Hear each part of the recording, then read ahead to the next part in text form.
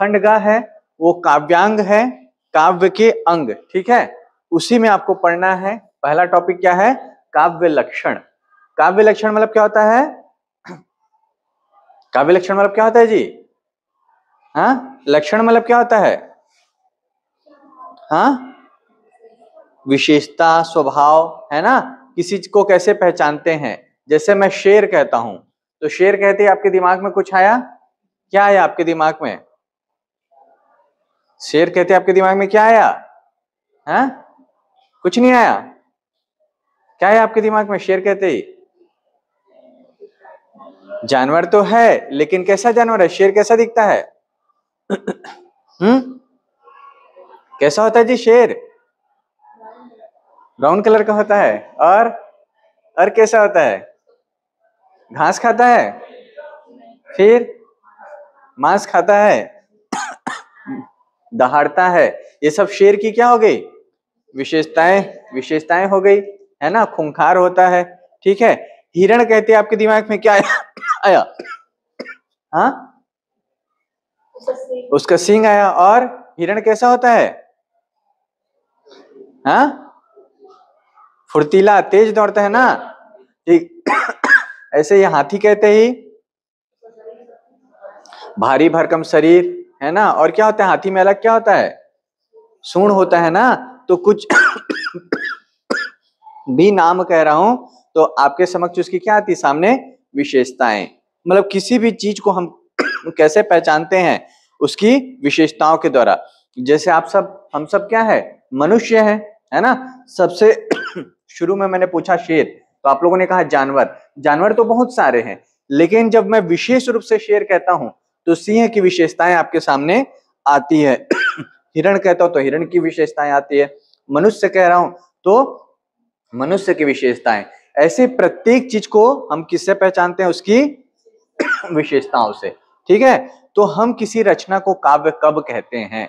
निश्चित तौर पर उसकी विशेषताएं होंगी। समझ में आ रहा है? जो उसको बाकी से अलग करती हैं, तो वही है काव्य लक्षण की कविता के या काव्य के क्या लक्षण माने गए हैं। क्लियर है? यहां परिभाषाएं लिख दी है मैंने, लेकिन हम लोग काव्य लक्षण को मुख्य रूप से 3 प्रकार से समझेंगे।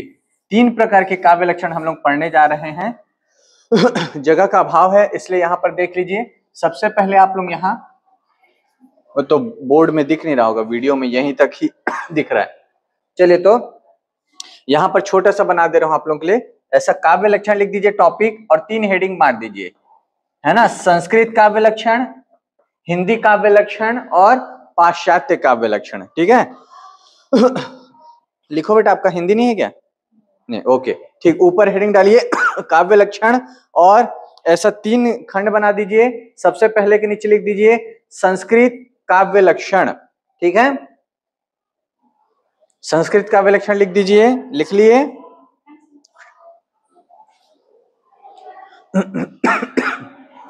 फिर लिखिए हिंदी काव्य लक्षण, लिख लिए। फिर लिखिए पाश्चात्य काव्य लक्षण, लिख पाए सभी? इसका मतलब है कि हम काव्य लक्षण पर कितने नजर से विचार करेंगे? 3, कि संस्कृत के आचार्यों ने किसे काव्य माना है, कैसे परिभाषित किया है। उसके बाद हम हिंदी के आचार्यों की बात करेंगे, और अंत में किसकी बात करेंगे? पाश्चात्य। पाश्चात्य मतलब पाश्चात्य मतलब क्या होता है? हाँ, किसको कहते हैं पाश्चात्य? हाँ, आने वाला नहीं, वो तो पश्चात कह रहे हो तुम। पाश्चात्य मतलब पश्चिमी देश, है ना। 2 देश होते हैं ना, जैसे भारत की सभ्यता प्राच्य कहलाती है, पूर्वी सभ्यता कहलाती है ना। और विदेश की सभ्यता क्या कहलाती है? पश्चिमी सभ्यता। विदेश मतलब ऐसा नहीं कि जापान की सभ्यता, जापान भी पूर्वी देशों में आता है। जैसे पृथ्वी का मानचित्र, यह पृथ्वी है सपोज कीजिए, है ना। तो पृथ्वी है, यहाँ 0 डिग्री मान लेते हैं, यहाँ 0 डिग्री मान लेते हैं, ध्रुव मान लेते हैं। तो पृथ्वी के इधर के हिस्से क्या देश कहलाते हैं? पूर्वी देश कहलाते हैं, है ना। जैसे मैप बनाते हैं, नॉर्थ, साउथ, ईस्ट और वेस्ट, यही हुआ। तो इस क्षेत्र के जो देश हैं, ये क्या देश कहलाते हैं? पूर्वी देश। भारत, चीन, जापान, थाईलैंड, ये सब कैसे देश हैं? पूर्वी देश। और इंग्लैंड, अमेरिका, रूस, आपके उसके बाद फ्रांस, इटली, जर्मनी, ये सब किस हिस्से में आते हैं? मानचित्र के पश्चिमी हिस्से में। तो ये देश क्या कहलाते हैं? पश्चिमी देश। इनकी सभ्यता क्या कहलाती है? पाश्चात्य सभ्यता। आप लोग पढ़ते होंगे ना, इतिहास में पढ़ेंगे, समाजशास्त्र में पढ़ेंगे, पाश्चात्य दर्शन, पाश्चात्य चिंतक, ऐसा पढ़ते होंगे। तो पाश्चात्य मतलब पश्चिमी देश, और पश्चिमी राष्ट्र और प्राच्य या पूर्वी राष्ट्र से संबंध है कि जो ग्लोब के पूर्वी हिस्से में आते हैं। समझ में आया? तो संस्कृत और हिंदी काव्य शास्त्र तो हमारे भारत के हो जाएंगे, लेकिन जब हम पाश्चात्य काव्य लक्षण पढ़ेंगे तो वो कहाँ के होंगे? विदेशी काव्य लक्षण होंगे कि इंग्लैंड के विद्वानों ने क्या कहा है, अमेरिका के विद्वानों ने क्या कहा है। समझ में आया इतना? ठीक। अब हम सबसे पहले आते हैं संस्कृत काव्य शास्त्र में। ठीक है। ऐसा नहीं है कि भरत मुनि से पहले किसी ने काव्य पर चर्चा नहीं की थी। ठीक है, भरत मुनि से भी पहले क्या है, काव्य की चर्चा हुई थी, लेकिन किसी ने लिखित रूप में नहीं किया था या विस्तृत रूप में नहीं किया था। भरत मुनि का एक ग्रंथ है बहुत प्रसिद्ध, ठीक है, उस ग्रंथ का नाम है नाट्य शास्त्र। क्या है? 1 नंबर का प्रश्न नोट कीजिए, भरत मुनि के प्रसिद्ध ग्रंथ का नाम लिखिए।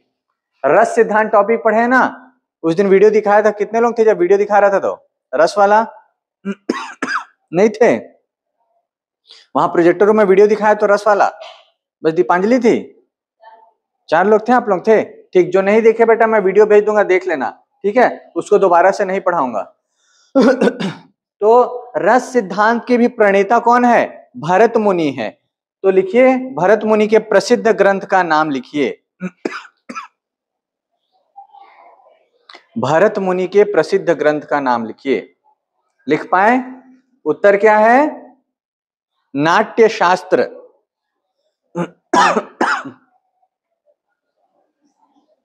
अजय नाम है ना? सावन। एक फैन ऑन कर दे यार, बहुत गर्मी लग रही। धीरे तो आवाज नहीं। लिख लिए बेटा उत्तर। भरत मुनि के प्रसिद्ध ग्रंथ का नाम क्या है? और जो 1-1 नंबर के प्रश्न लिखवाता हूं उसको क्लास में याद कर लेना, परीक्षा में आ सकते हैं, ठीक है। इसके अलावा एक और प्रश्न लिखो, रस सिद्धांत के प्रवर्तक कौन है? क्योंकि वो टॉपिक का वीडियो दिखाया हूं, रस सिद्धांत। रस सिद्धांत, रस सिद्धांत बगल वाले से देख के लिख लो। रस सिद्धांत के प्रवर्तक कौन है? प्रवर्तक मतलब उसको देने वाले, ठीक है। तो इसका उत्तर क्या आएगा? भरत मुनि। हो गया? मतलब भारतीय काव्य शास्त्र का प्रारंभ कहीं ना कहीं किससे होता है? भरत मुनि से। भारतीय काव्य शास्त्र या संस्कृत काव्य शास्त्र के प्रथम आचार्य कौन माने जाते हैं? भरत मुनि। इधर पीछे वाले नोट करने पे नहीं, समझने पे ध्यान दो, ठीक है। तो भरत मुनि ने लगभग सभी विषयों पर अपने विचार व्यक्त किए हैं। तो काव्य के उन्होंने व्यवस्थित रूप से लक्षण नहीं दिए हैं, काव्य को परिभाषित नहीं किया है। और भरत मुनि के ग्रंथ का नाम आप लोगों ने क्या नोट किया है?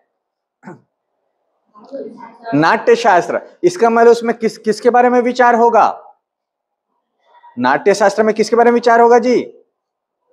नाटक के बारे में होगा ना, कॉमन सेंस है, उसको तो ऐसे तुक्का लगा के बोल सकते हो। इसका मतलब है भरत मुनि का जो पूरा ध्यान है वह किस पर था? कौन सी विधा पर था? नाटक पर। तो उन्होंने जो काव्य लक्षण दिए हैं वह भी किसको ध्यान में रखते हुए दिए हैं? नाटक को ध्यान में रखते हुए। समझ में आया? तो भरत मुनि के अनुसार है ना, काव्य, नाटक भी काव्य का रूप है। आज नाटक गद्य में लिखा जाता है, प्राचीन काल में नाटक भी किस रूप में लिखा जाता था? पद्य में लिखा जाता था। तो उन्होंने काव्य के लक्षण नाटक को ध्यान में रखते हुए दिए हैं। तो उनके अनुसार पहला लक्षण क्या है? मृदु ललित पदावली। मृदु मतलब मधुर, ठीक है। तो नाटक का पहला लक्षण क्या है? उसमें जो शब्द है ना, पदावली, पदों की जो अवली है, पंक्तियां है, मतलब नाट्य में जो पद प्रयोग में आने वाले पद है वह कैसे होने चाहिए? मधुर होने चाहिए, ललित होने चाहिए। समझ में आ रहा है? आया पहला लक्षण। दूसरा है गुण शब्दार्थ हीना। एक साथ आएगा, गुण शब्दार्थ हीना। गुण मतलब रहस्यमय, शब्दों से ही न हो, ठीक है, मतलब ऐसे शब्द का प्रयोग ना हो जो समझ में ही ना आए। समझ में आ रहा है? मतलब नाटक की भाषा कैसी होनी चाहिए? सरल होनी चाहिए, गूढ़ शब्द नहीं होने चाहिए। क्लियर है? सर्व सुगमता, सुगम मतलब क्या होता है? सरल, आसानी से जाया जा सके। जैसे बोलते हैं ना कि कोई रास्ता बहुत मुश्किल है, उसको कहते हैं दुर्गम मार्ग है, वहां पहुंचना मुश्किल है, और जहां आसानी से आ सकते हो वह क्या है? सुगम। तो नाटक ऐसा होना चाहिए, सर्व मतलब सभी, सुगम मतलब सभी के लिए आसानी से समझ में आने योग्य हो। समझ में आ रहा है? युक्तिमता, ठीक है, युक्तिमता मतलब क्या होना चाहिए? तार्किक होना चाहिए, युक्ति युक्त होना चाहिए। मतलब नाटक में जिस प्रकार के बात कही गई है उसका आपस में क्या होना चाहिए? संबंध होना चाहिए। उसकी घटनाओं में, संवाद में, सभी में आपस में क्या होना चाहिए? तार्किक रूप से संबद्धता होनी चाहिए। समझ में आया? इसके बाद यह जगह नहीं थी इसलिए इसको शॉर्ट करके लिखवा दिए हैं। नृत्य में उपयोग किए जाने की योग्यता, ठीक है, नाटक है वह कविता के रूप में लिखा जाता था, गद्य रूप में नहीं, पद्य रूप में लिखा जाता था, और गा गा कर, नाच नाच कर नाटक को प्रस्तुत करते थे। आप लोग ग्रामीण क्षेत्र के अभी भी देखना, गांव में नाचा होता है ना? छत्तीसगढ़ी नाटक में को क्या कहते हैं? नाचा। और नाचा में क्या है? संवाद कम होते, थोड़ा सा कुछ बोलते हैं फिर गाने वाने लगते हैं, नाचने लगते हैं। तो उसकी काव्य के लक्षण यह है कि वह नृत्य में उपयोग किया जा सके। समझ में आ रहा है? रस के अनेक स्रोतों को प्रवाहित करने का गुण। अच्छा काव्य वही है जिसमें 9 रस होते हैं ना, 9 रस में ज्यादातर रस को देखने से आपको अनुभूति हो, आप नाटक देखकर प्रसन्न हो, नाटक देखकर आपके मन में रति का संचार हो, आप हंसे, आप नाटक के दृश्यों का अनुरूप क्या है? क्रोध का अनुभव करे, दुख का अनुभव करे, मतलब वही अच्छा काव्य रहेगा जो आपके मन में विभिन्न प्रकार के रसों का क्या कर पाए? संचार कर पाएगा। ठीक है, समझ में आया? उसके बाद अंतिम है संधि युक्तता। संधि मतलब क्या होता है? जोड़, जुड़ना। मतलब आपस में वो क्या हो? जुड़ाव हो, जुड़े हुए हो, तार्किक रूप से उसका क्रम क्या हो? जुड़ा हुआ हो। समझ में आया? ये भरत मुनि के 7 लक्षण है। क्लियर है सबको? दीपांजलि के बगल में क्या नाम है? हाँ, पूनम। कहाँ ध्यान है तुम्हारा? हाँ, भरत मुनि ने कौन सा ग्रंथ लिखा? नाट्य शास्त्र लिखा ना। और रस सिद्धांत किसने दिया? भरत मुनि। ठीक, बैठो। तो सबसे पहले काव्य के लक्षणों के पर किसने विचार किया? भरत मुनि ने। लेकिन उन्होंने काव्य को परिभाषित करने का प्रयास नहीं किया। नाट्य शास्त्र ग्रंथ लिखा, नाटक पर विचार करना उद्देश्य था, और नाटक की दृष्टि से क्या विशेषताएं होनी चाहिए वो इन्होंने बताया। 7 विशेषताएं हैं, आप लोगों ने नोट कर लिया है, इसको समझ लेना। क्लियर है? अब आते हैं भामा। भामा पहले आचार्य हैं जिन्होंने काव्य को परिभाषित करने का प्रयास किया। इन्होंने परिभाषित करने का प्रयास नहीं किया, चलते चलते बता दी कि ये गुण होने चाहिए, लेकिन भामा ने विशेष रूप से काव्य को परिभाषित किया। ठीक है? और भामा क्या कहते हैं? देखो, शब्दार्थो सहितो काव्यम। ठीक है, शब्दार्थो, 2 शब्द जुड़े हुए लग रहे हैं इसमें। कौन कौन से शब्द? शब्द और अर्थ। ठीक है, अब कोई भी रचना हो, है ना, उसमें शब्द होंगे और शब्द का क्या होगा? अर्थ होगा। ज्यादातर लोग इसी पे विवाद करते हैं। कुछ लोग कहते हैं कि शब्द ही काव्य है, कुछ लोग कहते हैं अर्थ का सौंदर्य ही काव्य है ना। लेकिन भामा कहते हैं शब्द और अर्थ दोनों का साहित्य, दोनों का एक साथ होना। और कैसे एक साथ होना? कि उनमें सामंजस्य हो, उनमें से कोई सुंदर अर्थ निकले, है ना, तो वह क्या है? काव्य है। जैसे आप कुछ भी वाक्य कह देंगे, जैसे मेरा नाम कमल यशवंत सिन्हा है, मैं हिंदी साहित्य पढ़ा रहा हूं, यह कविता है क्या? है ना, यह भी शब्द है, यह भी अर्थ है, लेकिन कैसा अर्थ होना चाहिए? समरस होना चाहिए, सामंजस्य पूर्ण होना चाहिए, तब वह क्या है? काव्य की काव्य कहलाएगा। समझ में आया? तो दोनों का सामंजस्य, दोनों का सुंदर रूप, रचनात्मक रूप क्या होगा? काव्य होगा। समझ में आया? अब इसके बाद देखते हैं, भामा के बाद अगले आचार्य कौन है? दंडी। दंडी क्या कहते हैं? शरीरम ताव दिष्टार्थ। देखिए, संस्कृत एक साथ लिख देते हैं, संधि वाली भाषा है ना, संयोगात्मक भाषा है, लेकिन आपको समझने के लिए उसको तोड़ तोड़ के, जैसे पहला शब्द क्या है? शरीरम, ताव दिष्टार्थ व्यवच्छिन्ना पदावली। अब क्या कह रहे हैं, यहां से देखिए इसको, दिष्टार्थ। दिष्टार्थ मतलब इष्ट अर्थ, इष्ट अर्थ मतलब वांछित अर्थ, जो आपको चाहिए, ठीक है। तो कह रहे वांछित अर्थ, वांछित नहीं वांछित, है ना, वांछित अर्थ मतलब जो अर्थ आप कहना चाहते हैं उस अर्थ से युक्त पदावली काव्य का क्या है, शरीर है। समझ में आया?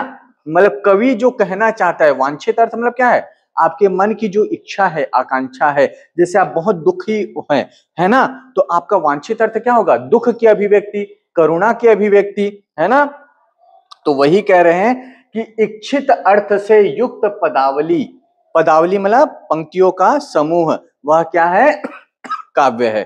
समझ में आया? तो यहां सबसे महत्वपूर्ण क्या है, दिष्टार्थ मतलब इष्टार्थ, इष्ट अर्थ से युक्त पदावली क्या है, काव्य है। क्लियर है सबको? यहां पर और इसको विस्तार देते हुए कहा है कि उसी शब्द समूह को काव्य कहा जा सकता है जो काव्य के लिए अपेक्षित, है ना, सरसता से युक्त हो, है ना, और सॉरी थोड़ी खांसी बढ़ गई है। तो काव्य क्या हो, सरस हो, मधुर शब्द हो, ठीक है, और कवि प्रतिभा से युक्त सुंदर पदावली से चिन्हित हो, वह क्या कहलाएगा, काव्य कहलाएगा। यहां तक समझ में आया सबको? थोड़ा सा ये मुश्किल है ना, इसलिए वीडियो को दोबारा देख लेना, है ना, विशेषकर इसमें। उसके बाद वामन देखिए, सदोषा गुणालंकार भ्याम। अब क्या कह रहे हैं, ये कह रहे हैं सदोषम मतलब यहां अदोष, यह गुण से, दोष मतलब क्या होता है, काव्य में जो दोष होता है उससे रहित हो, गुण से युक्त हो। 3 प्रकार के गुण होते हैं, ओज गुण, माधुर्य गुण, प्रसाद गुण और अलंकारम, ठीक है। तो वामन क्या है, अलंकारवादी रीतिवादी आचार्य थे, तो वो कहते हैं काव्य दोष से मुक्त हो, गुण और अलंकार से युक्त हो, वह रचना क्या है, काव्य है। क्लियर है? समझ में आया आप लोगों को? चलिए आगे देखते हैं। इसके बाद कौन है, आनंदवर्धन।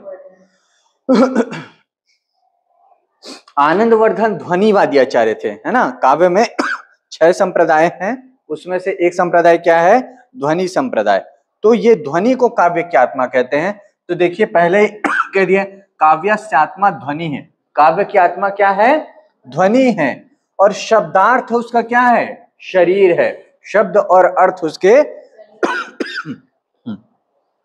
हो गया। उसके बाद रुद्रट की परिभाषा, पहला परिभाषा देखिए, शब्दार्थो संहितो काव्यम, बार बार शब्दार्थ आ रहा है, यहाँ पे भी शब्दार्थ आ रहा है ना, यहाँ पे भी शब्दार्थ आ रहा है। तो काव्य की परिभाषा में, लक्षण में सबसे महत्वपूर्ण क्या है, शब्दार्थ, शब्द और अर्थ का सामंजस्य साथ, ठीक है। रुद्रट कहते हैं ननु, ननु मतलब निश्चय ही शब्दार्थ, शब्द और अर्थ ही क्या है, काव्य है, ठीक है। एक छोटा सा परिभाषा है, याद करने में आसान होगा, कम से कम 5 परिभाषाएं लिख देना, उसमें से एक ये छोटा छोटा परिभाषा कम से कम लिख लेना। और एग्जाम में कोई परिभाषा याद ना आए लेकिन आपको उसका अर्थ पता हो तो उसको भी लिख सकते हैं, क्योंकि संस्कृत का पेपर नहीं है, किसका पेपर है, हिंदी साहित्य का। संस्कृत के काव्य लक्षण बता रहे हैं, संस्कृत लिखेंगे बहुत अच्छा है, पर यदि बुरी परिस्थिति में आपको उसका संस्कृत याद नहीं आए, पर आपको पता है कि रुद्रट ने कहा है कि शब्द और अर्थ निश्चय ही काव्य है, तो आप लिख दीजिए, आपको नंबर कुछ तो मिलेंगे, ठीक है। फिर आते हैं कुंतक, शब्दार्थो संहितो, वही आ गया, शब्दार्थो संहितो, है ना, शब्दार्थ के साथ, शब्द और अर्थ का साथ, वक्र कवि व्यापार शालिनी, कवि व्यापार मतलब कवि कर्म से युक्त, कवि की जो प्रतिभा होती है ना, वो वक्र उक्ति कहते हैं ना, कवि सीधे सीधे बात कहता है या घुमा फिरा कर कहता है, सुंदर बनाकर, है ना। तो शब्दार्थ के साथ कवि व्यापार प्रतिभा से युक्त, बंधे व्यवस्थित रूप से बंधी हुई रचना, कविता क्या है, व्यवस्थित रूप से बंधी हुई होती है। काव्य तद्वि आह्लाद कारिणो, जो आपको आह्लाद मतलब प्रसन्नता प्रदान करे, अच्छी कविता, नाटक, ये सबको देखते हैं तो आपको किसकी अनुभूति होती है? प्रसन्नता की। मूवीज क्यों देखते हैं आप लोग? मनोरंजन होता है ना, अच्छा लगता है ना। कोई बुरा लगने के लिए मूवी देखते हैं क्या? नहीं ना। तो वही है कि शब्दार्थ के साथ कवि व्यापार की प्रतिभा से युक्त, व्यवस्थित रूप से बंधी हुई क्रम में, और ऐसा काव्य जो आह्लाद प्रदान करे, प्रसन्नता प्रदान करे, वह क्या है? काव्य के लक्षण है। ठीक है। अब यहाँ देखो, मम्मट तद दोषो शब्दार्थो, लगभग ऐसी ही परिभाषा है वामन की भी। तद दोषो मतलब अदोषो, यह संभवतः दोष से मुक्त शब्द और अर्थ का साथ सगुणावलंकृति पुनः क्वापी, मतलब गुण से युक्त और जहां तक संभव हो सके कहीं कहीं अलंकार से युक्त। इसमें महत्वपूर्ण शब्द क्या है? पुनः क्वापी, मतलब ये अलंकार को अनिवार्य नहीं मान रहे हैं, मान रहे हैं कि जहां आवश्यकता हो वहां उसका प्रयोग किया जा सके। यह किसकी परिभाषा है? मम्मट की। समझ में आया यहां तक? आया ना? कैसे मरियल लोग हो यार, मैं इतना खांस रहा हूं फिर भी आप लोगों को चिल्ला चिल्ला के पढ़ा रहा हूं ना, आप लोगों के मुंह से आवाज नहीं आती है। आया कि नहीं समझ में? तो ऐसा बोलने में क्या जाता है, थोड़ा ऊर्जा दिखाने में। ये कौन से काव्य लक्षण है? संस्कृत के। ठीक है। शब्दार्थों से ही तो काव्यम को याद कर लेना, ननु शब्दार्थों को कर लेना। दो और छोटी छोटी परिभाषाएं बता रहा हूं जो बहुत सरल है, यहाँ बोर्ड में नहीं लिख पाए थे जगह के अभाव के कारण। एक तो है विश्वनाथ की, ये परिभाषा मुझे भी पसंद है, विश्वनाथ है ना। ये कहते हैं रसात्मकम वाक्यम काव्यम।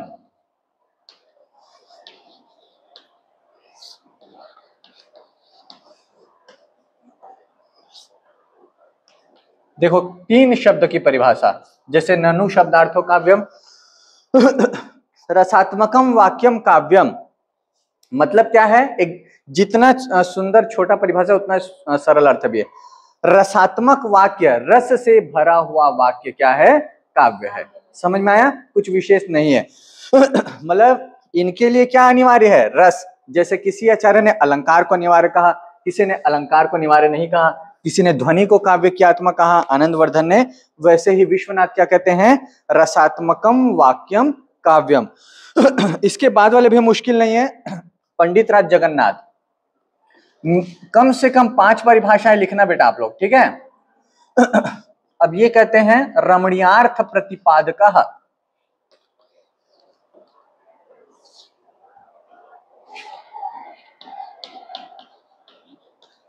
एक ने इष्टार्थ कहा था, दंडी याद है? दंडी की परिभाषा में क्या कहा था? इष्टार्थ, इष्ट अर्थ को व्यक्त करने वाले ना। रमणीयार्थ प्रतिपादकः शब्दः काव्यम।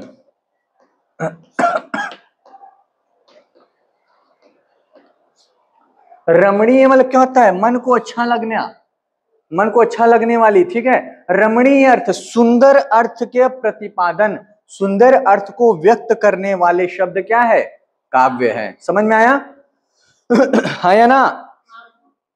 तो यहां तक हो गया आपके संस्कृत काव्य शास्त्र के आचार्यों के लक्षण। हमको किसके किसके काव्य लक्षण पढ़ने हैं? संस्कृत के बाद हिंदी। ठीक है। तो संस्कृत काव्य शास्त्र में जो लक्षण दिए हैं, ऐसा नहीं कि इतनों नहीं दिए हैं, इनके अलावा भी कई आचार्य हुए हैं, पर मैंने आप लोगों को जो बताया वो प्रमुख है। इन आचार्यों के लक्षण ज्यादा प्रसिद्ध है। समझ में आ गया? आगे बढ़े। परीक्षा में आता है बेटा ये, है ना, इसलिए इसको विस्तार पूर्वक लिख लेना। इस टॉपिक का अगर हुआ तो मैं पीडीएफ भी भेज दूंगा। ठीक है। अब आते हैं हिंदी में काव्य लक्षण। 3 परंपरा बताया था मैंने। ठीक है। सबसे पहले कैसा चार्ट बनाने बोला था? अब ब्लैक बोर्ड खाली हो गया है तो हम लोग बना सकते हैं ऐसा, और ऐसा एग्जाम में भी बनाना, आपका जगह भी भरेगा, है ना, और सुंदर भी लगता है। सबसे पहले क्या लिखेंगे? संस्कृत। आप लोग पूरा लिखना, संस्कृत काव्य लक्षण या संस्कृत में काव्य लक्षण, फिर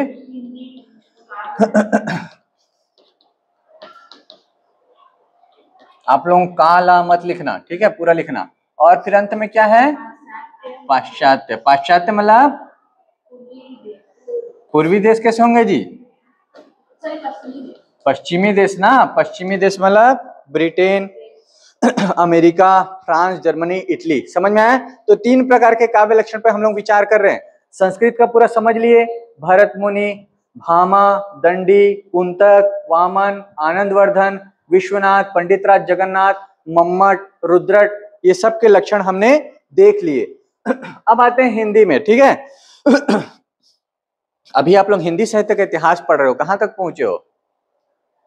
हिंदी साहित्य के इतिहास में कहां तक पहुंचे हो? नंदिनी मैडम जो पढ़ाती है, हाँ हाँ, कहां तक पहुंचे हो जी? किसी को नहीं पता?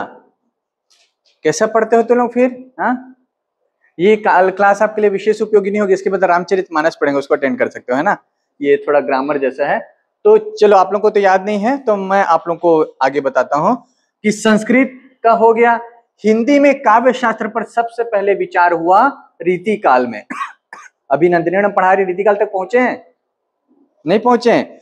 तो रीति काल में काव्य शास्त्र पर विचार हुआ, पर रीति काल के जो काव्य थे, आचार्य थे, वो लोग कैसे आचार्य थे? कुछ नया सिद्धांत देने वाले नहीं थे, नकलची थे।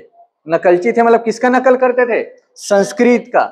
संस्कृत के काव्य ग्रंथों की जानकारी थी, उसी को वो ब्रज भाषा में अनुवाद कर देते थे। तो मतलब इन लोगों ने अपना कोई सिद्धांत दिया क्या? नहीं, इनके ही सिद्धांतों को क्या किया? ब्रज भाषा में प्रस्तुत कर दिया। तो इनका सिद्धांत मौलिक सिद्धांत नहीं कहलाता है, अनुदित कह सकते हैं, अनुवाद इन्होंने किया। समझ में आया? तो इनमें से कुछ महत्वपूर्ण है जो अनुवाद किए फिर भी प्रसिद्ध हो गए। उसमें एक नाम है केशव दास, ठीक है। और केशव दास का ये जो पंक्तियां है, बहुत प्रसिद्ध पंक्ति है।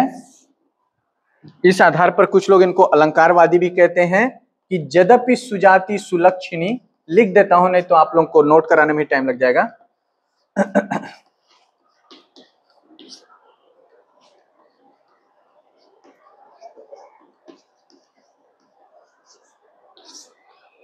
आप लोग इसको 2 लाइन में लिखना है, उधर बोर्ड में नहीं आएगा इसलिए मैं लिख दे रहा हूं, ठीक है। केशव दास की परिभाषा है,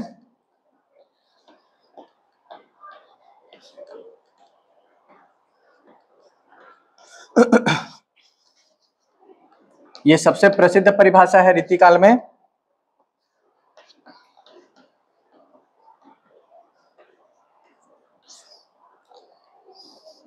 अभी नोट करने पे ध्यान मत देना, समझ लेना, बाद में मैं आप लोग को नोट्स भेज दूंगा।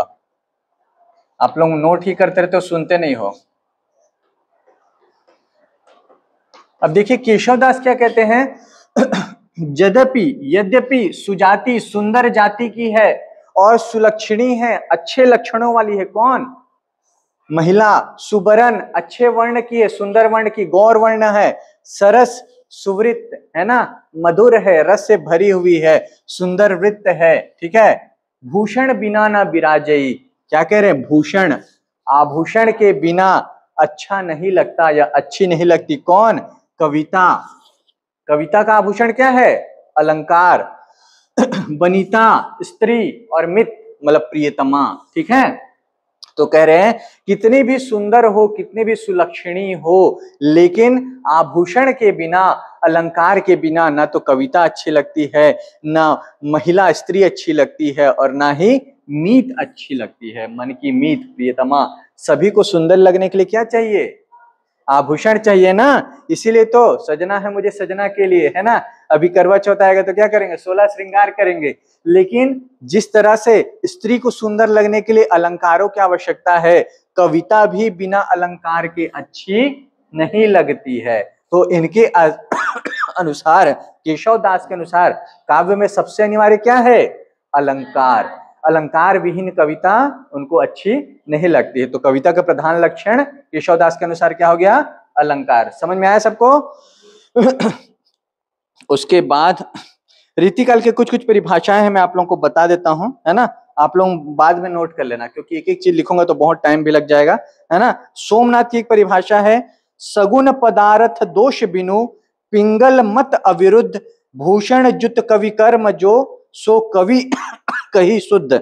तो कह रहे हैं भूषण, और भूषण के सोमनाथ के बारे में एक महत्वपूर्ण बात यह है कि अभी तक अलंकार पे विचार हुआ था, गुण पे विचार हुआ था संस्कृत में, लेकिन सोमनाथ पहले आचार्य हैं जिन्होंने काव्य में क्या अनिवार्य माना, उन्होंने माना छंद, है ना। यहाँ पे एक शब्द आया है पिंगल मत अविरुद्ध।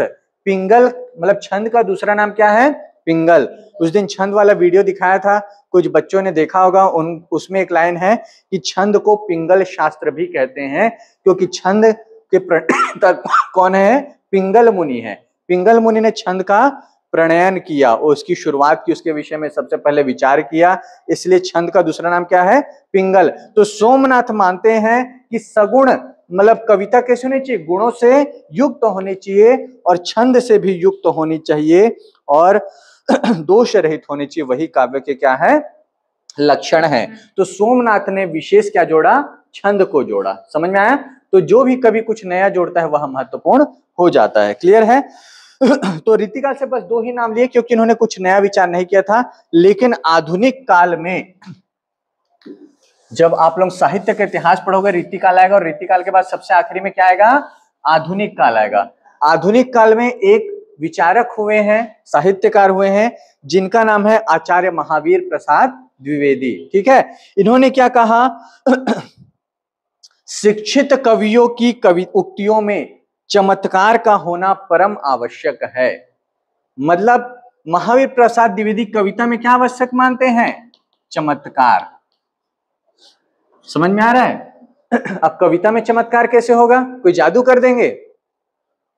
कविता में चमत्कार मतलब क्या होता है, ऐसे वाक्य, ऐसे पदों की रचना करना जिसको पढ़ते ही, जिसको सुनते ही आप क्या हो जाए, मंत्र मुग्ध हो जाए। आपको लगेगा कि वाह क्या बात कह दी, कितनी सुंदर बात कह दी। हमारे मन में भी ऐसे विचार आते हैं, लेकिन हम तो ऐसा नहीं कह पाते हैं, है ना। जैसे कि मैं बार बार इस पंक्ति का उदाहरण देता हूं कि एक भरा हुआ भवन है ना, वहां नायक और नायिका दोनों हैं। ठीक है। अब नायिका अपने मम्मी पापा के साथ आई होगी, रिश्तेदारों के साथ आई होगी, है ना, और नायक है वह उससे कुछ बात करना चाहता है। ठीक है। अभी मैं कितने वाक्य बोल रहा हूँ, इस सीन को समझने के लिए ध्यान दीजिएगा। ठीक है। कि एक भरा भवन है, वहां नायिका भी है, वहां नायक भी है, दोनों आए हुए हैं। नायिका अपने परिवार के साथ आई हुई है और नायक नायिका से आंखों आंखों में, इशारों में कुछ कहता है ना, कि चलो बाहर चलें, बात करें, है ना। और नायिका मना कर देती, देख नहीं रहे हो कि मेरे मम्मी पापा साथ है ना। नायिका मना करती है और नायक जो अपने मित्रों के साथ है वो उसके मना करने के तरीके पे एकदम क्या हो जाता है, फिदा हो जाता है, मुग्ध हो जाता है, वाह कितने अच्छे से मना कर रही है ना। और फिर नायिका खींच जाती है कि कितना बुद्धू है, मैं मना कर रही हूँ फिर भी खुश हो रहा है, दांत दिखा रहा है ना। और फिर दोनों की नजरें मिलती है और दोनों के चेहरे पे मुस्कान आ जाती है। जैसे आप में से कुछ लोगों के चेहरे पे भी मुस्कान आ गई है, ऐसे, है ना। मिलत खिलत लजियात। और फिर नायिका को संकोच होता है कि मैं कर क्या रही हूँ, यहाँ सब बैठे हुए, कोई देख लेगा तो यही कुटाई हो जाएगी, है ना। और भरे भवन में करते हैं नैननी सौबात। उस भरे हुए भवन में इतने सारे लोगों के बीच नायक और नायिका किससे बातें कर रहे हैं, आंखों ही आंखों में। लगभग 10-12 लाइन बोला हूं मैं इतना कुछ समझाने के लिए। अब चमत्कार देखिए, महावीर प्रसाद द्विवेदी के अनुसार चमत्कार क्या है। इतना सब कुछ कहने के लिए बिहारी के पास दो ही लाइन है, कहत नटत रिझत खिजत मिलत खिलत लजियात, भरे भवन में करत है नैनन ही सौबात। खत्म, सब कुछ कह दिए। अब देखो कैसे, कहत नायिका कहती है, सॉरी नायक कहता है चलो बाहर चले बात करें, नायिका नटती है, नटत नहीं जाएंगे, है ना। कहत नायक कहता है, नायिका नटती है, नटती इस तरह से है कि नायक रीझ जाता है, मुग्ध हो जाता है, और नायिका खींच जाती है कि कैसा बुद्धू है, मैं मना कर रही हूं फिर भी यह क्या हो रहा है, मुग्ध हो जा रहा है। रिझत खिजत मिलत, दोनों की आंखें मिलती है और आंखें मिलते ही क्या होते हैं, दोनों को चेहरे पे मुस्कान आ जाती है। जो प्रेम में होते हैं, प्रेमी से बात करते वक्त या उसको देखकर चेहरे में जो लालिमा आ जाती है, ब्लश करते हैं ना, तो मिलत खिलत, और नायिका को लज्जा आ जाती है कि मैं सबके सामने इससे क्या कर रही हूं, बात कर रही हूं। और ये पूरा एक लाइन है। दूसरी लाइन है, भरे भवन में करत है नैनन ही सौबात। ये चमत्कार है कि नहीं। कितने सारे भावों को केवल दो पंक्तियों में इन्होंने क्या किया, पिरो दिया। तो महावीर प्रसाद द्विवेदी के अनुसार कविता का, शिक्षित कवियों की कविता में चमत्कार। शिक्षित कवि मतलब अशिक्षित व्यक्ति तो कविता लिखता नहीं है, शिक्षित मतलब अच्छे कवि, श्रेष्ठ कवि की कवियों का प्रधान लक्षण क्या है, चमत्कार है। समझ में आया। चलिए आगे देखते हैं। उन्होंने और कहा है सादगी, असलियत और जोश। अच्छी कविता का लक्षण क्या है? सादगी, सादी होनी चाहिए, मतलब कोई बहुत उसमें क्या होना चाहिए, आडंबर युक्त शब्द तो नहीं होने चाहिए, साथ ही वह कैसे होने चाहिए, अश्लील नहीं होना चाहिए, ठीक है। असलियत, असलियत मतलब कविता जीवन से जुड़ी होनी चाहिए, ऐसा नहीं कि आपको लग रहा है कि कपोल कल्पना है, ऐसा थोड़ी होता है, ऐसा नहीं आना चाहिए। सच्चाई के, सत्य के करीब होना चाहिए। और जोश, जोश मतलब अच्छी कविता वह है जो आप में ऊर्जा का संचार करे। समझ में आया? उसके बाद एक प्रसिद्ध परिभाषा है रामचंद्र शुक्ल की, हृदय की मुक्त अवस्था रस दशा कहलाती है ना। जैसे कि उन्होंने कहा है, क्या कहा है, आत्मा की मुक्त अवस्था ज्ञान दशा कहलाती है। जब आपकी आत्मा मुक्त हो जाती है बंधनों से, तब आपको किसकी प्राप्ति होती है? ज्ञान की प्राप्ति। जब तक आप माया मोह बंधनों में उलझे रहेंगे, ज्ञान की प्राप्ति होगी? इसीलिए तो जितने साधु संत है वो कहाँ चले जाते हैं? हाँ, वन चले जाते हैं ना तपस्या करने, क्योंकि घर में रहोगे तो आलू खत्म हो गया, जा ले आना, अरे कहाँ जा रहा है, दूध ले आना आते समय, शाम को हुआ तो मम्मी का फोन आ जाता, अभी तक कैसे नहीं आया। उसमें आपको क्या है, बंधनों में जब तक बंधे रहोगे। गौतम बुद्ध शादीशुदा होकर भी अपनी पत्नी को छोड़कर चले गए, 11-12 वर्षों तक वन में भटकते रहे, और जब वापस आए तो सिद्धार्थ गए थे, वापस कौन आए? गौतम बुद्ध आए। महावीर जैन वह भी अपना घर परिवार छोड़कर निकल गए। ज्यादा दूर मत जाओ, आपके सत्यनारायण बाबा को देखो, वह भी घर परिवार। तो ज्ञान कब मिलता है? जब हृदय बंधनों से मुक्त होता है। यह तेरा है, वह मेरा है, भाई बहनों बंधु बांधवों में उलझे रहोगे तो आपको ज्ञान मिलेगा क्या? तो शुक्ल जी कहते हैं जब हृदय मुक्त होता है तो ज्ञान प्राप्ति होती है, सॉरी है ना, आत्मा जब मुक्त होता है तो ज्ञान की प्राप्ति होती है, और हृदय जब मुक्त होता है ना, तो क्या होती है? रस की प्राप्ति होती है। रस की प्राप्ति होना मतलब कि आप कोई कविता पढ़ रहे हैं, जैसे रामचरितमानस पढ़ रहे हैं, है ना। रामचरितमानस में राम वन जा रहे हैं, और राम के साथ कौन जा रहे हैं? सीता जा रही है, लक्ष्मण जा रहे हैं, राजकुमार, राम क्या है? राजकुमार, सीता राजकुमारी थी। उसके पैर इतने सुकोमल है, राम के पैर के याद है चरण कमल, है ना। राम के चरण कैसे हैं? कमल के फूल के समान है। अब वो चरण कमल, जिन्होंने जमीन में कभी ऐसे पैर नंगे पांव नहीं रखा था, वो जब पैर जमीन में पड़ते हैं, रास्ते में कांटे चुभते हैं, उसे खून निकल रहा है। माता सीता इतनी सुकुमारी है, वो वन में रह रही है, और उसको देखते हुए गांव वाले रो रहे हैं, और उसको पढ़ते हुए आपका हृदय क्या हो रहा है? द्रवित हो रहा है। तो क्या वो आपका दुख है? आपका दुख है क्या? फिर भी आपको दुख हो रहा है ना। मूवी देखते हैं और आपको कहीं हीरोइन को ले जाते रहता है, आप हीरो कहाँ है रे, आना आना, ऐसा करके हीरो और विलन की लड़ाई चलती रहती है। आपको वो कोई रिश्तेदार नहीं लगता है, फिर भी हीरो मार खा रहा, गोली लग गया, अरे बेचारा मर गया। क्यों आपको उसका दुख महसूस हो रहा है? क्योंकि आपका हृदय मुक्त हो गया है निज स्वार्थ से, आप दूसरे के दुख को अनुभव कर पा रहे हैं, तभी आपको रस की अनुभूति होगी। कई ऐसे भी बेवकूफ लोग होते हैं जो करुण दृश्य चल रहा होता है, हंस रहे होते हैं, अरे क्यों रो रही है, पिक्चर ही तो है ना। तो वो लोग सही नहीं है, वो सहृदय नहीं है। यदि आप फिल्म को देखते हुए, कोई नाटक को देखते हुए, यदि करुण दृश्य में आपकी आंखों में आंसू आ रहे हैं, यदि हास्य दृश्य को देखकर आप खिलखिलाकर हंस रहे हैं, तो आप मनुष्य कहलाने की योग्य है। और करुण प्रसंग चल रहा है और आप हंस रहे हैं, अरे लोग तो एक्टिंग कर रहे हैं, तो आप साहित्य के सहृदय पाठक नहीं है। समझ में आया? तो आत्मा की मुक्त दशा ज्ञान दशा कहलाती है, और हृदय जब मुक्त होता है तो किसकी अनुभूति होती है? रस की अनुभूति होती है। और इसी मुक्त अवस्था के लिए क्या करता है? मनुष्य की वाणी शब्दों का विधान करती है, उसे कविता कहते हैं। मतलब मन में जब कोई भावना उत्पन्न होगी, उस भावों को व्यक्त करने के लिए कोई कवि या लेखक रचनाकार कब लिख पाता है? जब उसके मन में वैसी भावनाएं आती है। बिना पीड़ा को भोगे कोई पीड़ा लिख सकते हैं क्या? नहीं लिख सकते ना। तो वही जो मन में रस की उत्पत्ति हुई, जो करुणा की उत्पत्ति हुई, जैसे देखना जब ब्रेकअप होता है तो अच्छे अच्छे लड़के शायर बन जाते हैं, जिनको शायरी से कोई वास्ता नहीं रहता है। समझ में आ रहा है? जिनको कभी शायरी समझ में नहीं आती वो शायरी करने लगते हैं, खुद से नहीं करते तो दूसरों की पढ़ पढ़ के लगाने लगते हैं, क्योंकि हृदय में क्या हुआ? रस की उत्पत्ति हुई, है ना।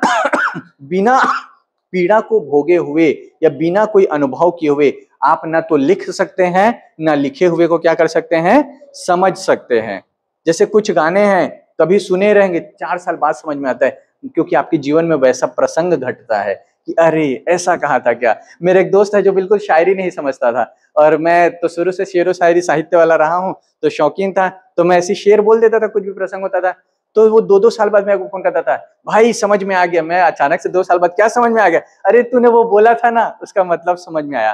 तो ये क्या होता है, जब हृदय में रस की उत्पत्ति होगी तभी आपकी वाणी विधान कर पाएगी, कुछ लिख पाएगी। जो लोग कहते हैं ना कि लिखने वालों से किसी को भी पूछोगे कि नहीं ये मेरा नहीं है, वो नहीं है, जिसके हृदय में पीड़ा होगी वही लिख पाएगा, बिना पीड़ा के कोई नहीं लिख पाते हैं। बाबा नागार्जुन कालिदास जैसे कवि को कटघरे में खड़ा कर देते हैं। कालिदास की एक बहुत प्रसिद्ध रचना है मेघदूतम, ठीक है। मेघ मतलब क्या होता है? बादल, और दूत मतलब संदेशवाहक, है ना। तो मेघदूतम की कहानी ऐसी है कि यक्ष यक्षिणी से बिछड़ गया है, और यक्ष यक्षिणी से बिछड़ा हुआ है तो उस समय व्हाट्सएप, फेसबुक, एंड्रॉइड मोबाइल नहीं आया था, है ना। ईमेल कुछ नहीं था, कबूतर भी नहीं सीखे थे कि उसको भेज दे कबूतर जा। अब यक्ष को यक्षिणी की याद आ रही है ना, याद आ रही है, लेकिन संदेश कौन लेकर जाएगा? तो देखते हैं कि बादल जा रहे हैं, किस ओर जा रहे हैं? जहां यक्षिणी रहती है। तो यक्ष विरह में इतना व्याकुल है कि बादल से कहता है कि थोड़ा रुक जाओ भाई, तुम उधर जा रहे हो ना जहां यक्षिणी रहती है, तो सुनो, तुम यक्षिणी से कहना कि उसके बिना मेरी दशा कैसी है, मैं उसको कितना याद करता हूँ, उसके विरह में कितना पागल हूं, है ना। और ये सब बोलता है, फिर मेघ सुनता है, फिर जाता है। अब नागार्जुन कई साल बाद कालिदास के कहते हैं कि अमल धवलगिरी की उत्तुंग शिखर पर प्रियवर कब तक तुम सोए थे, कालिदास सच बतलाना, रोया यक्ष था या तुम रोए थे। सीधे कालिदास को प्रश्न करता है, ये यक्ष वक्ष सब बकवास है भाई कालिदास, तुम झूठ बोल रहे हो, यक्ष नहीं रोया था। कौन रो रहा था? तुम रो रहे थे अपनी प्रेमिका से बिछड़कर। ये है, मन में जब कोई पीड़ा उत्पन्न होगी तब आप पीड़ा को लिख पाएंगे। भले आप किसी का नाम छुपाने के लिए नाम बदलकर लिख दें एक रचना, लेकिन बिना पीड़ा भोगे कोई भी रचनाकार नहीं बन सकता है। उसी को शुक्ल जी कहते हैं कि जब रस की उत्पत्ति होती है, उसकी अभिव्यक्ति के लिए वाणी जो शब्द विधान करती है उसको क्या कहते हैं? कविता कहते हैं। समझ में आया? ये शुक्ल जी की परिभाषा है। फिर प्रेमचंद की एकदम सिंपल सी परिभाषा है, काव्य जीवन की आलोचना है। कविता क्या है? जीवन की आलोचना। बिल्कुल सेम परिभाषा मिलेगी जब पाश्चात्य काव्य शास्त्र में जाएंगे। Poetry at bottom is criticism of life. कविता क्या है? जीवन की आलोचना है। मतलब कविता में जीवन के सुख दुख सबका क्या होता है? विश्लेषण होता है। यह प्रेमचंद की परिभाषा है, ठीक है। मैथ्यू आर्नल्ड की परिभाषा भी बिल्कुल यही है, अंग्रेजी में लिख देना, फिर हिंदी में यही लिख देना। रामविलास शर्मा कहते हैं काव्य एक महान सामाजिक क्रिया है। परिभाषाओं के लिए चिंतित मत होना, मैं भेज दूंगा फोटो, जो जहां से पढ़ा रहा हूं उसका फोटो भेज दूंगा, ठीक है। काव्य एक सामाजिक क्रिया है जो सामाजिक विकास के समानांतर विकसित होती है। जैसे जैसे हमारा समाज विकसित होता है वैसे वैसे काव्य, हमारी अनुभूतियां विकसित होती है। समझ में आए? तो ये किसकी परिभाषाएं हो गई? हिंदी काव्य शास्त्र की, ठीक है। अब अंतिम कौन सा बचा है? पाश्चात्य। समझ गए ना? समझे कि नहीं? पाश्चात्य किसको कहते हैं? पश्चिमी देश को कहते हैं ना। अब अंतिम आपका है अंग्रेजी या पाश्चात्य। पाश्चात्य मतलब विदेशी लोग कौन सी भाषा का प्रयोग करते हैं? अंग्रेजी। इसमें एक परिभाषा जो मुझे बहुत पसंद है, विलियम वर्ड्सवर्थ की, ठीक है। पहले अंग्रेजी परिभाषा सुन लीजिए और कोशिश कीजिए बेटा, परीक्षा में यदि प्रश्न आए तो संस्कृत काव्य शास्त्र की परिभाषा लिखो तो पहले संस्कृत लिखना, फिर हिंदी में लिखना। हिंदी वालों को तो हिंदी में लिखना है, और जब अंग्रेजी वालों का लिखोगे तो पहले किस में लिखोगे? अंग्रेजी में। तब जो ऐसा मुंह बना रही है, अरे 2-4 लाइन याद करने में क्या जाता है ना। तो आपका इंप्रेशन, नहीं लिखोगे तो भी चलेगा, मैं अभी भी बता रहा हूं, लेकिन लिखोगे तो लगेगा कि हिंदी साहित्य का पेपर है और बच्चे को अंग्रेजी की परिभाषा अंग्रेजी में याद है। आपको नंबर एक्स्ट्रा मिलेंगे कि नहीं? नंबर एक्स्ट्रा पाने का खेल है, बस आप किस तरह से लिखते हो। नहीं तो काम चलाओ तो ऐसे भी लिख देते हैं लोग, ठीक है। तो वर्ड्सवर्थ की परिभाषा सुनिए, poetry is the spontaneous overflow of powerful feelings. मुझे बहुत पसंद है। Poetry is the spontaneous overflow of powerful feelings.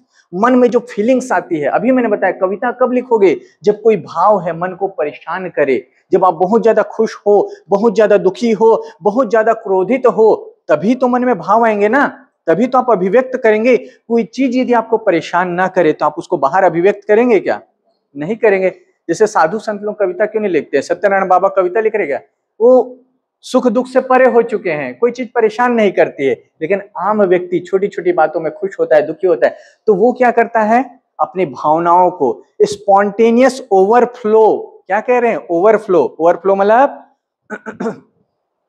जब टंकी भर जाता है तो पानी बाहर आता है ना, ऐसे मन रूपी टंकी, हृदय रूपी टंकी जब भर जाता है, लड़कियां तो रोकर निकाल देती हैं, ओवरफ्लो है ना, और जो रोकर नहीं निकालते वही लोग क्या करते हैं, कविताएं लिखते हैं, कहानियां लिखते हैं, पेंटिंग बनाते हैं। जितने क्रिएटिव लोग हैं ना संसार में, रचनात्मक लोग, उन्होंने अपने दर्द को बहने नहीं दिया है, दर्द को रखा और उस दर्द को क्या किया है, बदल कर व्यक्त किया है। समझ में आ रहा है? तो poetry is the spontaneous overflow of powerful feelings, मजबूत भावनाएं। कविता ऐसे नहीं लिखोगे जब किसी के लिए बहुत प्रेम हो, वह बिछड़ जाए तभी लिखोगे। ऐसा नहीं कि हाँ ये नहीं तो कोई और सही, कोई और नहीं तो कोई और सही, ऐसे वाले भी रहते हैं, है ना। जिसको दर्द नहीं हुआ वो उसके लिए लिख पाएगा क्या, नहीं लिख पाएगा ना। तो पावरफुल फीलिंग्स, कोई भी फीलिंग हो, सिर्फ ऐसा नहीं प्रेमी प्रेमिका, यदि आपको अपनी माता से प्रेम है, आपके पिता से प्रेम है, या कोई भाई बंधु से, जैसे कुछ लोगों ने, कवियों ने पशु पक्षियों पर भी कविताएं लिखी है। किसी ने कुत्ता पाला, उसकी मृत्यु हो गई, उस पर कविताएं लिख दी है। निराला की बहुत प्यारी रचना है सरोज स्मृति, अपनी पुत्री की मृत्यु पर लिखा है उन्होंने। कोई प्रभु से प्रेम करता है, उन्होंने प्रभु पर काव्य लिख दिया है। लेकिन वो काव्य रचना तभी होगी जब मन में कैसी फीलिंग हो, पावरफुल फीलिंग, स्पॉन्टेनियस ओवरफ्लो, और वो ओवरफ्लो हो। समझ में आ रहा है? It takes its origin from emotions recollected in tranquillity, और इसका उद्भव कहां से होता है, जब शांति के क्षणों में आप उन भावनाओं को याद करते हैं, तब मन में किसकी रचना होती है, कविता की। तो ये जो परिभाषा है न सिर्फ काव्य को परिभाषित करती है, बल्कि काव्य सृजन की प्रक्रिया कि कवि कैसे बनते हैं, कौन व्यक्ति कविताएं लिखता है, उस पर भी प्रकाश डालती है। विलियम वर्ड्सवर्थ की परिभाषा, ठीक है। अब ये कॉलरिज की परिभाषा है, बहुत सिंपल सी परिभाषा।